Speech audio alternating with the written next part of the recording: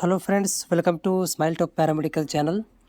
Friends, ಇವಾಗ ನಿಮ್ಮ ರಿಸಲ್ಟ್ಗಳಲ್ಲಿ ಏನಾದರೂ ಆಪ್ಷೆಂಟ್ ಅಂತ ಬರ್ತಾ ಇದ್ದರೆ ಅಥವಾ ಡಾಟಾ ನಾಟ್ ಫೌಂಡ್ ಅಂತ ಬರ್ತಾ ಇದ್ದರೆ, ಸೊ ಇದಕ್ಕೆ ಟೆಕ್ನಿಕಲ್ ಪ್ರಾಬ್ಲಮ್ ಅಂತ ಅಂದ್ಕೊತೀವಿ. ಇದನ್ನು ನೀವು ಕಾಲೇಜ್ ಮುಖಾಂತರ ಏನು ಮಾಡಬೇಕು, ಬೋರ್ಡಿಗೆ ಇಂಟಿಮೇಟ್ ಮಾಡಬೇಕಾಗತ್ತೆ. ಅಥವಾ ಈವ್ನಿಂಗ್ ತನಕ ವೇಟ್ ಮಾಡಿರಿ, ಅಪ್ಡೇಟ್ ಆಗ್ಬೋದು. ಇಲ್ಲಪ್ಪ ಅಂತಂದರೆ ಆಗಿಲ್ಲ ಅಂತಂದರೆ ನೀವು ಕಾಲೇಜಿಗೆ ಹೋಗಿ ಕಾಲೇಜ್ ಮುಖಾಂತರ ನೀವು ಬೋರ್ಡಿಗೆ ಕಾಂಟ್ಯಾಕ್ಟ್ ಮಾಡಿಕೊಂಡು ಆಪ್ಷೆಂಟ್ ಯಾಕಾಗಿದೆ ಅನ್ನೋದನ್ನು ಅವರು ಅದನ್ನೇನು ಮಾಡ್ತಾರೆ, ಕ್ಲಿಯರಿಫೈ ಮಾಡ್ತಾರೆ. ಸ್ವಲ್ಪ ಲೇಟಾಗಿ ಬರುತ್ತೆ ರಿಸಲ್ಟ್. ಇಲ್ಲಪ್ಪ ಅಂತಂದರೆ ಕಾಲೇಜಿನ ಪೋರ್ಟಲ್ ಒಳಗಡೆ ಕೂಡ ಇದು ಬಂದಿರುತ್ತೆ, ರಿಸಲ್ಟ್ ಬಂದಿರುತ್ತೆ. ಅಲ್ಲಿ ಹೋಗಿ ಕೂಡ ನೀವು ನೋಡ್ಕೊಳ್ಬೋದು. ಅಲ್ಲಿ ಕೂಡ ನೀವು ಆಬ್ಸೆಂಟ್ ಅಂತಿದ್ದರೆ ಅದನ್ನು ಪ್ರೂಫ್ ತೊಗೊಂಡು ಸ್ಕ್ರೀನ್ಶಾಟ್ ತೊಗೊಂಡು ಅದನ್ನು ನೀವು ಮೇಲ್ ಅಟ್ಯಾಚ್ ಮಾಡಿ, ಬೋರ್ಡಿಗೆ ಮೇಲ್ ಅಟ್ಯಾಚ್ ಮಾಡಿ ಕಾಲೇಜ್ ಮುಖಾಂತರ ಕಳಿಸ್ಬೇಕಾಗತ್ತೆ. ಸೊ ಕಾಲೇಜಿಂದ ಕಳಿಸಿದ ಮೇಲೆ ಅದನ್ನೇನು ಮಾಡ್ತಾರೆ, ಅದನ್ನು ಏನು ತಪ್ಪಾಗಿದೆ ಅನ್ನೋ ಹುಡುಕಿ ಬೋರ್ಡ್ ಏನು ಮಾಡ್ತಾರೆ, ಕರೆಕ್ಷನ್ ಮಾಡಿ ನಿಮ್ಮ ರಿಸಲ್ಟನ್ನು ಕೊಡ್ತಾರೆ.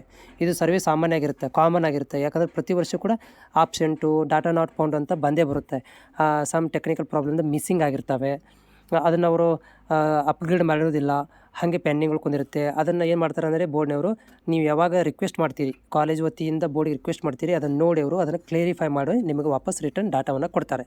ಸೊ ಹೀಗಾಗಿ ಭಯಪಡುವಂಥ ಅವಶ್ಯಕತೆ ಇಲ್ಲ. ಯಾರಿಗೆ ನಾಟ್ ಫೌಂಡ್ ಅಂತ ಬಂದಿದೆ, ಆಪ್ಷೆಂಟ್ ಅಂತ ಬಂದಿದೆ, ಅದನ್ನು ನೀವು ನಿಮ್ಮ ಹಾಲ್ ಟಿಕೆಟನ್ನು ತೊಗೊಂಡು ಹೋಗಿ ನಾಳೆಗೆ ವಿತ್ ಈ ರಿಸಲ್ಟ್ ಸ್ಕ್ರೀನ್ಶಾಟ್ ತೊಗೊಂಡು ಹೋಗಿ ಕಾಲೇಜಿಂದ ಮೇಲ್ ಮಾಡಿಸಿ ನಿಮಗೆ ರಿಸಲ್ಟನ್ನು ಕ್ಲಿಯರ್ ಮಾಡಿ ಕೊಡ್ತಾರೆ.